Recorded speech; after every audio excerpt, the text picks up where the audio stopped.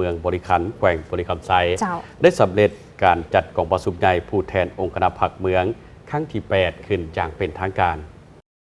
กองประชุมดังกล่าวภายใต้การเป็นประธานของสหายวันเลินปุยไมนี้กรรมการพรรคแขวงเลขาคณะบริหารการพรรคเมืองบริคันเข้าร่วมของสหายสอนธนูธรรมวงศ์กรรมการศูนย์กลางพรรคเลขาคณะบริหารงานพรรคแขวงเจ้าแขวงบริคำไซมีแขกถึกเสริญจากคณะจัดตั้งแขวงกวดกาพรรครัฐแขวงบรรดาเลขาพรรคเมืองทั่วแขวงและผู้แทนสมบูรณ์เข้าร่วมสหายวันเลินปุ้ยไมนีได้กล่าวไขกองประชุมพร้อมทางกล่าวจุดประสงค์วาระการดำเนินกองประชุมซึ่งตลอดระยะ5ปีผ่านมาคณะพรรคพวกเขา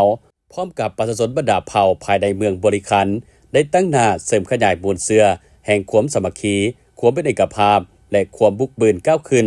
เสื้อสู่น้ำใจหักศาสตร์หักระบบใหม่สร้างความเข้มแข็งด้วยตนเองปฏิบัติแนวทางเปลี่ยนแปลงใหม่หอบด้านของภาคเฮ็ดให้เมืองมีเสถียรภาพทางด้านการเมืองอย่างหนักแน่นสร้างครอบครัวและบ้านป้องกันความสงบดีได้ค่อยสดหอยหับพองบ้านปลอดยาเสพติดได้5ปานเศรษฐกิจมีการขยายตัวอย่างต่อเนื่อง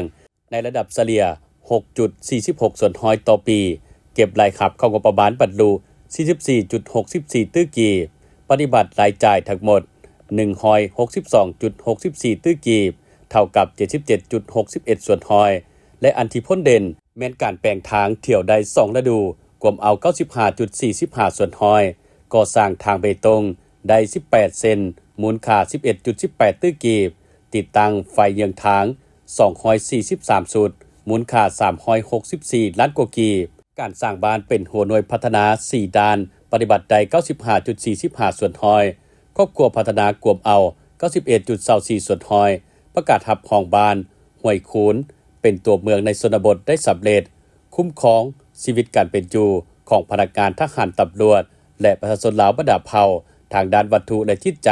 นับมือดีขึ้นกองประชุมในครั้งนี้จะได้พร้อมกันสังเกตตีราคาถึงผลสำเร็จการจะตั้งปฏิบัติแนวทางของพรรคมติกองประชุมใหญ่ขององค์คณะพรรคเมืองระยะ5ปีผ่านมา